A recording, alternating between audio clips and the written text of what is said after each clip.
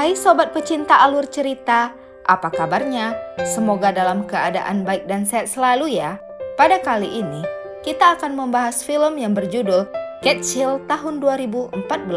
Film ini bercerita tentang seorang aktor Hollywood yang diculik oleh dua orang pria tak dikenal. Ia diculik ketika hendak menunggu jemputan di depan lokasi hotelnya. Kemudian, sang aktor disekap di sebuah rumah kayu di dekat rawa yang merupakan habitat buaya rawa. Di sana, para penculik menyiksa serta membajak semua akun pribadi miliknya. Akankah ia dapat selamat dari aksi penculikan ini? Daripada berlama-lama, mari kita saksikan saja alur ceritanya. Tapi sebelumnya, jangan lupa untuk klik tombol subscribe, like, komen, dan share ya. Kulit kayu dimakan orang gile. Thank you ye. Di awal film, diperlihatkan seorang pria yang berprofesi sebagai aktor film hendak berpergian ke sebuah kota di daerah Louisiana, di mana ia akan menjalani syuting film terbarunya. Setibanya di sana, aktor tampan yang bernama Pierce ini diajak berfoto oleh salah satu fansnya, yaitu emak-emak bohai. Kemudian, Pierce dijemput oleh salah seorang sopir yang telah menunggunya. Setibanya di hotel, Pierce beristirahat sejenak, lalu membasuh wajahnya. Setelah itu, Pierce bertemu dengan sutradara film yang bernama Tim. Di saat sedang rapat, tiba-tiba dua orang wanita bohai yang berbobot oversize mengajak Pierce untuk berfoto bersama. You are the perfect vaccine. Excuse me, Reagan, do you think we could get a picture with you? It's cool. I just got here. Closer, okay. Thanks, Reagan. Nice meeting you. Tak lama kemudian, datanglah produser film yang bernama Tony. Tony lalu mengajak Pierce untuk bertemu nanti malam di bar Mang Otoy sembari membahas proyek film yang akan dibintanginya. Singkat waktu, malam pun tiba. Pierce yang sudah berada di bar Mang Otoy pun hanya bisa melihat tingkah aneh dari produser dan sutradaranya yang sedang mabuk berat bareng cabe-cabean. Di pagi hari, Pierce mendapatkan telepon dari resepsionis bahwa ada seseorang yang akan menjemputnya. Dengan cepat, Pierce lalu bersiap-siap. Tak lama kemudian, Pierce keluar dari lobi. Tak menunggu lama, ia lalu dijemput oleh dua orang pria yang mengaku sebagai kru dan proyek film yang akan dibintangi Pierce. Tak menaruh rasa curiga, Pierce lalu menaiki mobil tersebut. Selama di perjalanan, kedua pria ini memperkenalkan diri. Mereka bernama Mike dan Junior. Dirasa lokasi yang dituju sangat jauh, Pierce meminta nomor HP sang produser kepada Junior. Namun sialnya, Junior justru menyita ponsel Pierce.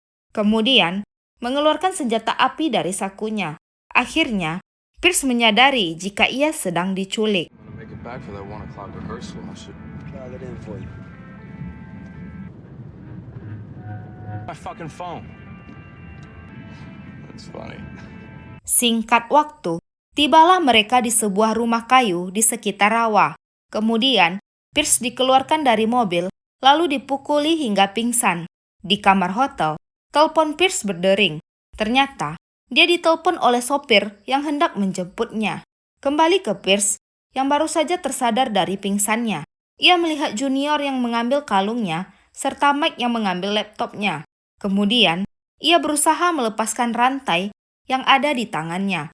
Pierce yang kesal pun lalu berteriak hingga membuat Mike kembali masuk ke dalam rumah. Pierce lalu menawarkan uang kepada Mike sebagai imbalan jika ia dibebaskan. Namun, tawaran Pierce membuat Mike seketika emosi lalu melukai wajah tampan Pierce. Di sini, Mike mengatakan jika ia tak membutuhkan uang Pierce.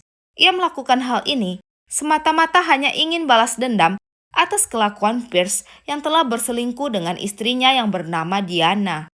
Kemudian, Mike yang bak psikopat sadis pun melanjutkan menyiksa Pierce dengan memukul telapak tangan Pierce sampai berdarah hingga membuat jari-jari Pierce patah.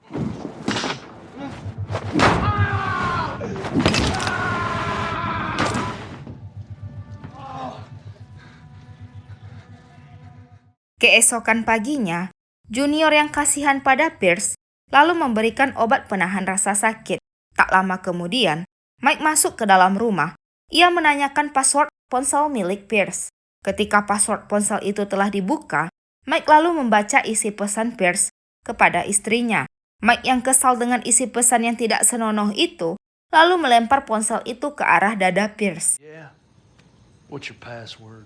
Somebody on a movie set for a couple months. Don't erase your shit. Huh. Okay, sexy. Beberapa waktu kemudian, Junior disuruh menanyakan password laptop milik Pierce. Setelah tahu passwordnya, Mike langsung membobol laptop Pierce. Di hari berikutnya, Junior memberikan makan kepada Pierce. Namun, Pierce menolaknya. Tak berselang lama, datanglah Mike. Ia lalu memarahi Junior yang sedang memberikan Pierce makan. Mike lalu menanyakan password akun sosmed milik Pierce. Setelah itu, Mike pergi boker sembari meretas akun Twitter Pierce. Di hutan, terlihat Junior yang gabut. Akibat kejombloannya pun mulai berteriak, lalu berenang di rawa. Ketika di dalam rumah, Junior dan Mike terlihat senang dikarenakan mereka berhasil menghancurkan reputasi Pierce di hadapan publik.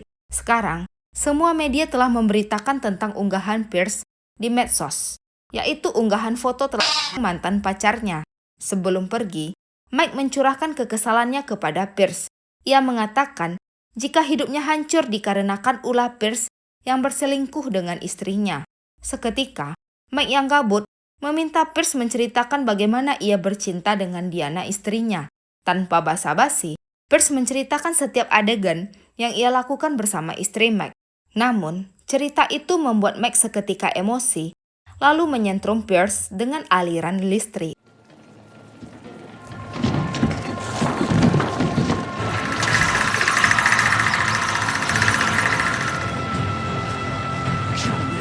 Setelah kejadian tadi, Mike keluar rumah dan bertemu Junior. Mike berpesan kepada Junior supaya menjaga Pierce agar tidak kabur. Kemudian, Mike beranjak pergi dari sana. Ketika sampai di dalam rumah, Junior melihat keadaan Pierce yang telah babak belur dihajar Mike. Bahkan, gigi Pierce sampai copot akibat dianiaya Mike. Keesokan paginya, Pierce yang baru bangun dibuat kaget saat melihat seekor buaya di hadapannya. Untungnya, ada Junior yang telah menangkap buaya tersebut. Seketika, Junior langsung menembak buaya tersebut.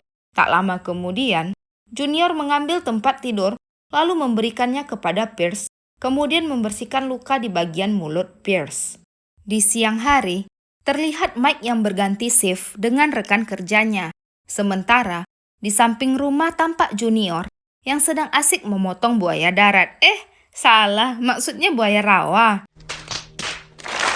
Setelah menyelesaikan pekerjaannya, Junior lalu membaca naskah film yang akan dibintangi Pierce. Ketika Pierce sedang tertidur, terlihat Junior yang mengintipnya melalui celah di dinding kayu. Seketika Junior yang bugil pun pergi dari tempat itu. Waduh, Jun, ayah wae. Wait a minute. Who are you? Di sore hari, setelah mengantarkan Pierce buang air kecil, tiba-tiba Junior mendapatkan telepon dari Mike. Junior yang panik pun segera mengikat kaki Pierce, lalu dengan sigap mengambil ponselnya. Tak lama kemudian, Pierce mengatakan jika Junior sebenarnya adalah orang baik. Namun, kenapa ia tega untuk sekongkol dengan Mike? Dengan polosnya, Junior menjawab jika Mike adalah pamannya dan ia harus membantu sang paman.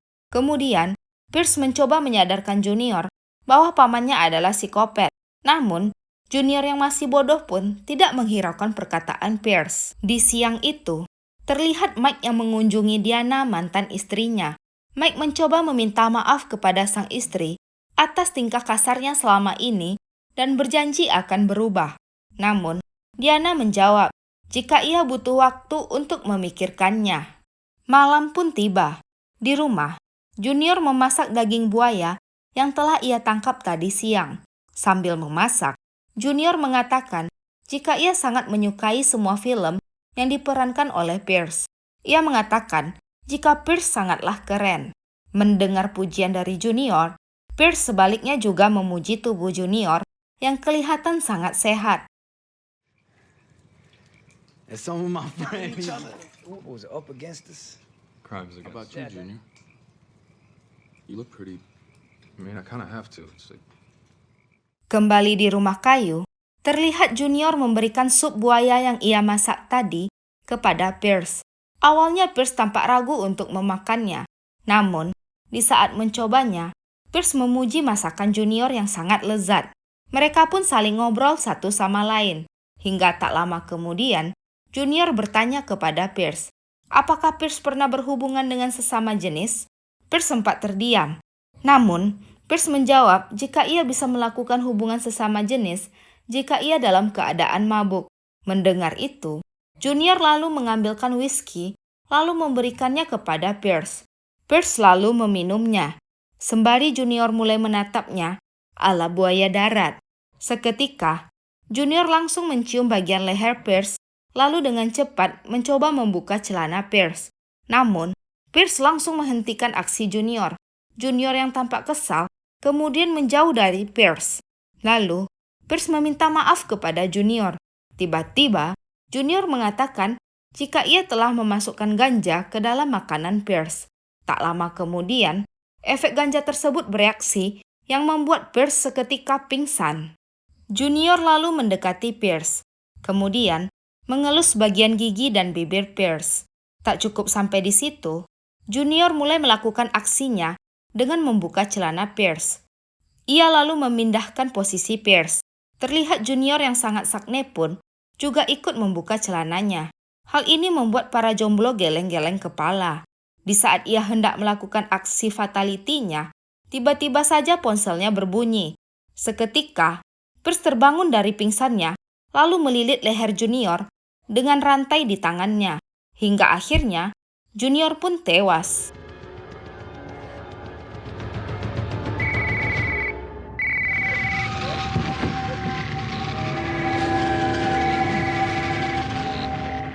Di kantor, terlihat Mike yang kesal dikarenakan Junior tak menjawab teleponnya.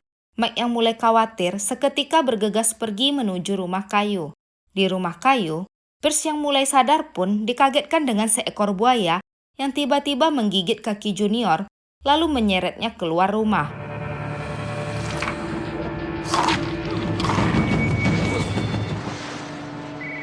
Di jalan, terlihat Mike yang kesal karena jalan darat menuju rumah kayu ditutup. Mike kemudian menuju rumah ibu Junior. Sesampainya di sana, Mike meminjam kunci speedboat milik ibu Junior dengan paksa. Dengan cepat, Mike langsung menuju rumah kayu menggunakan speedboat. Di rumah kayu, terlihat Pierce yang sedang mempersiapkan sesuatu. Setelah itu, Pierce keluar rumah, lalu masuk ke dalam sebuah mobil tua. Ia mencoba menyalakan mobil tersebut. Namun sayangnya, usahanya tersebut gagal. Mike pun akhirnya tiba di tepi rawa. Ketika hendak turun, Mike dibuat kaget ketika tak sengaja menginjak mayat Junior. Dengan penuh amarah, Mike masuk ke dalam rumah kayu tersebut. Ia mencari keberadaan Pierce yang ia duga masih bersembunyi di dalam rumah. Mike mulai mencari di setiap sudut ruangan, namun ia tak menemukannya. Di saat Mike berjalan keluar, ia menemukan Pierce. Seketika, Pierce melepaskan senjatanya ke arah dada Mike. Hal itu membuat Mike langsung tumbang. Pierce lalu memukul Mike hingga meningsoi.